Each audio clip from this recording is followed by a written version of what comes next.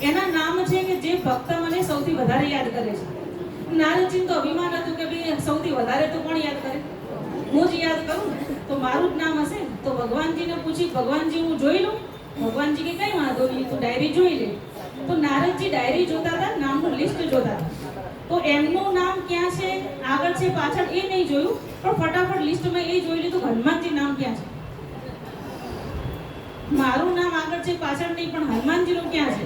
તો જોયું તો આખા લિસ્ટમાં ક્યાંય હનુમાનજીનું નામ જ નથી. એટલે ભગવાનજીને કહ્યું હું આવું છું. એટલે ભગવાનજી કે વાંધો નહીં. તો ફટાફટ ગોતતા ગોતતા હનુમાનજીને ગોતીને ગયા ત્યાં. તો હનુમાનજી એક ઝાડ નીચે બેઠા હતા અને શ્રી રામની માળા જપતા હતા. ત્યાં જઈને હનુમાનજીને કહ્યું ઊભા થાઓ, ખોટા ઢોંગ નહીં કરો, હમણાં લિસ્ટ જોઈને આવ્યો.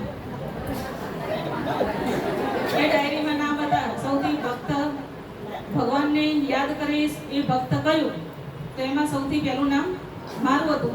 તમારું નામ ક્યાંય નહીં.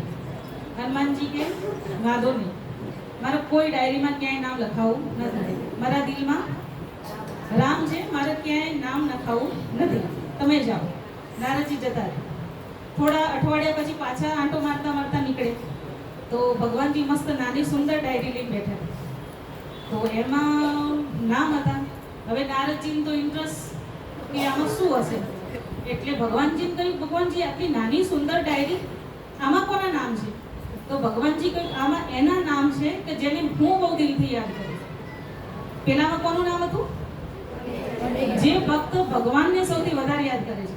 આમાં એના નામ હતા કે જે ભગવાન જેને સૌથી વધારે યાદ કરે છે. તો એમને કહ્યું હું જોઉં, તો કે કઈ વાંધો નહીં.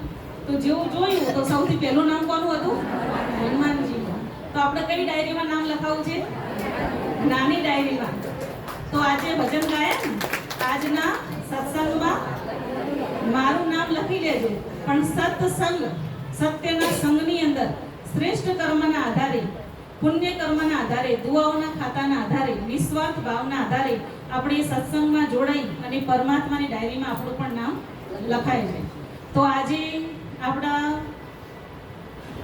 બધા એકત્રિત થયા છીએ, એમાંથી બધા જ આપણે કોઈને કોઈથી સત્સંગમાં જોડાયેલા છીએ.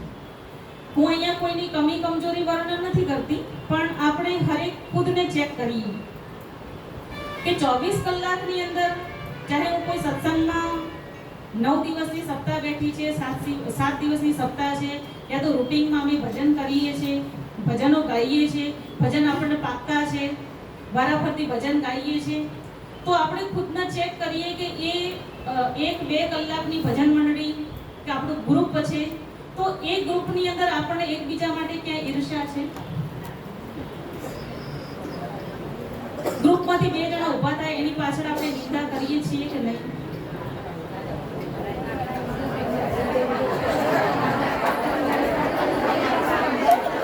આપણે ભજન ગાયું તો મેં એક ભજન ગાઈ લીધું, પછી હું નેક્સ્ટ એના ભજન માટે માઇક આપી દઉં કે હું ભજન સતત ચાલુ રાખું. કોઈની અંદરની ઈચ્છા છે કે આજ હું એ ભજન ગાઉં, યા તો આજે ભજનની અંદર નથી આવ્યા તો એના કેમ નથી આવ્યા, તો એના ઘરની બહુની વાતો. હું કોઈને જવાબ નહીં માંગતી, ખાલી આપણે અંદર ચેકિંગ કરવાનું, ખાલી ચેકિંગ. હવે તમને એમ થાય કે બેન તમે હવે આટલી આ ચેકિંગ કરાવો છો, એટલે ઘણા અમને એવો જવાબ આપે છે કે બેન હવે શું, આટલી ઉંમર તો પટી ગઈ. એવી આત્માઓને અમે જોઈ છે 90, 95 વર્ષ, 98 વર્ષ, 100 વર્ષ થઈ ગયા છે, શરીર નથી છૂટતું, શરીર નહીં છૂટતું. તે અમારે જેવા બહેનોને બોલાવવામાં આવે છે કે બેન તમે કઈ દ્રષ્ટિ આપો, જળ પીવડાવો. એ આત્મા ભગવાનનું નામ નહીં લઈ શકતી, ખાતી નથી, પીતી નથી, ભગવાનનું નામ નથી નીકળતું, અને હજુ પણ ઘણી બધી અપેક્ષાઓ છે. તો આમાંથી આપણે જેટલા બેઠા છે, આમાંથી વડીલો છે, નાના પણ છે, મધ્યમ પણ છે, બધા જ છે. કોનું કાર્ડ, કોની ચિઠ્ઠી ક્યારે ફાટવાની છે એની કોઈ ગેરંટી નથી. તો આપણું આટલું એક નામ છે કે આપણે ભજન મંડળી ગ્રુપના છીએ.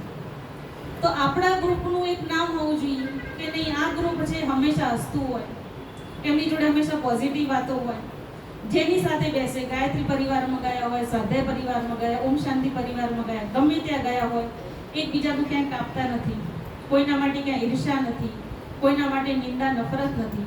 જો આવો આપણો રેકોર્ડ બને ને તો આપણે સાચી રીતે સત્સંગની અંદર નામ લખાઈ શકીએ છીએ. તો આપણે ચેક કરીએ તો આપણા ખાતા તો બધા ઘણા બધા છે કે ભાઈ ઘરની અંદર બેંક બેલેન્સ જોઈએ તો એક એસબીઆઈમાં ખાતું છે, કોઈનું બેંક ઓફ બરોડામાં ખાતું છે, કોઈનું એચડીએફસીમાં છે, કોઈનું અર્બનમાં છે, કોઈ લોકર છે. આ બધા ખાતા છે. અચાનક આપણે જતા રહીશું એક ખાતામાંથી 1 રૂપિયો આપણી જોડે આવશે નહીં. પૈસો જરૂરી છે ના નથી, કમાઓ, વાપરો, ખાઓ, પીઓ, મજા કરો, જમા કરો, બધું જ કરો. પણ આપણા જીવનના મહત્વના 2 મુખ્ય ખાતા છે. એક છે સમયનું ખાતું, એક છે સંકલ્પોનું ખાતું, જેને વિચારોનું ખાતું કહેવાય. અને વિચારોની અસર આપણા શરીર ઉપર, આપણા ઘર ઉપર, આપણા સમાજ ઉપર, આપણી સોસાયટી ઉપર, આપણા દેશ ઉપર, આપણા વિશ્વ ઉપર આની અસર પડે છે. તો સમયનું અને સંકલ્પનું બંને ખાતું એ કઈ રીતે જમા કરવું? તો આજ આપણે 4 થી અત્યારે 6:30 થયા, જે આપણે બધી સોસાયટીના ભેગા મળીને કેટલા ખુશીથી એકબીજાના સન્માનથી કેટલા ખુશ છીએ. આજે માહોલ દેખાય છે ને, બધાનો અનુભવ થાય છે. તો આપણો આ 2, 2.5, 3 કલાકનો જે સમયનું જે ખાતું છે ને, આજે બચત થઈ. શું થયું? આજે બચત થઈ. જો આજ આ પ્રોગ્રામ ના કર્યો હોત, અલગ અલગ જગ્યાએ ભજનો ગાયા હોત અને ક્યાંક જઈને આપણે એકબીજાની આગીપાસી કરી હોત તો એ સમયનું શું થાત? માઇનસ થઈ જાય. તો સમયના